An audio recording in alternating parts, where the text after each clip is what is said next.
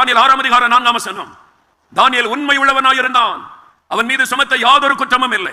அவருடைய சத்தர்கள் எழும்பி அவருடைய வேலையில குற்றம் கண்டுபிடிக்க பாக்குறாங்க.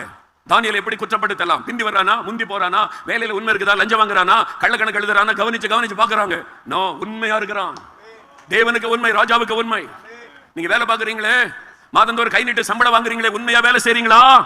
8 மணி நேரம் வேலை செய்வதற்கு தானே சம்பளம் கொடுக்கறாங்க, அதுல உண்மையா இருக்கிறீங்களா? வாங்குகிற சம்பளத்துக்கு உண்மையா வேலை செய்யணும். எத்தனை மணிக்கு வர சொல்றாங்க, முன்னால போய் உட்கார்ந்து ஜெபம் பண்ணி வேலைய ஆரம்பிக்கணும். 5 மணி வரைக்கும் வேலைன்னா 4:30 எழும்ப கூடாது. 5:30 மணி வரைக்கும் இருந்துட்டு வேலையை முடிச்சிட்டு கர்த்தருக்கு ஸ்தோத்திரம் சொல்லிட்டு வரணும். உங்களுடைய உண்மைத்துவம் எங்கே? ஏமாற்றுகிற கிறிஸ்தவர்களாய் வாழுகிறோம். எல்லாம் ஆண்டவர் மன்னிச்சிடுவார், எல்லாம் மன்னிச்சிடுவார், எல்லாம் கிருபை நரகத்துக்குள்ளே கொண்டு போய்விடும். கிருபையை போக்கடித்தால் நரகத்திற்கு போய் விடுவீர்கள்.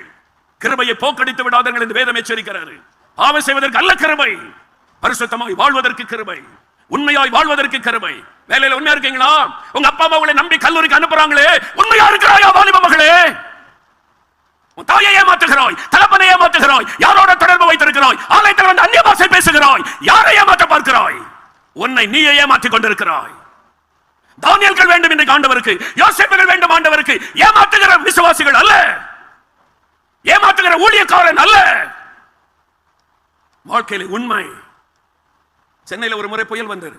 அப்போ எனக்கு தெரிந்த ஒரு சகோதரர், அவர் நல்ல ஆவில நிறைய அந்நிய பாஷை பேசுவார், ஆவிக்குறை சபைக்கு தான் போவார். ஒரு நாள் கேட்டார், உங்களுக்கு தாசில்தார் யாரையாவது தெரியுமான்னு கேட்டார். எதுக்கு தாசில்தார் கேட்குறீங்கன்னு, எனக்கு தெரிஞ்ச தாசில்தார் கிறிஸ்தவர் இருக்கிறாங்க, என்ன விஷயம்னு கேட்டேன். இல்லை, இந்த புயல்ல நம்ம வீடு பாதிக்கப்பட்டேன்னு ஒரு லெட்டர் கொடுத்தா போதும், அரசாங்கத்திலேருந்து ஒரு 25,000 ரூபா தர்றாங்க. அந்த காலம் 20 வருஷத்துக்கு முன்னால. அப்போ நான் கேட்டேன், புயல்ல உங்க வீடு பாதிக்கப்பட்டுச்சான்னு அப்படின்னு கேட்டேன். அதெல்லாம் இல்லை, கர்த்தர் நம்மளை பாதுகாத்துக்கிட்டாரு. ஆனால் ஒரு லெட்டர் கொடுத்தா 25,000 ரூபா கிடைக்கல. யாரை ஏமாத்து?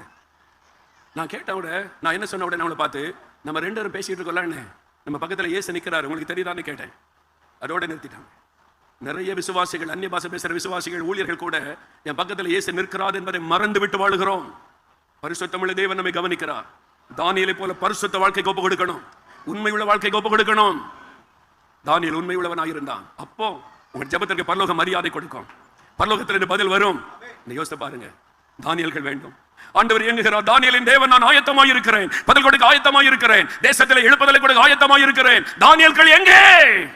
ஜெபங்கள் வருகிறது, ஆனால் ஜெப தூபங்கள் எனக்கு முன்பால எழும்ப முடியவில்லை. பாதியிலே ஜெபங்கள் எல்லாம் தடைபட்டு போகிறது. தகுதியான ஜெபங்கள் தான் பரலோகத்துக்கு போகும், தகுதி இல்லாத ஜெபங்கள் பரலோகத்துக்கு போகாது. நம்ம ஜெபிக்கிறோம் சொல்லலாம், பரலோகத்துக்கு போகுதா? தேவன் அதை அங்கீகரிக்கிறாரா? ஜெப தூப கலசத்தில் இந்த ஜெபம் விழுகிறதா? பரிசுத்தமுள்ள ஜெபம் தான் ஜெப தூபத்தில் விழும். யோசிங்க.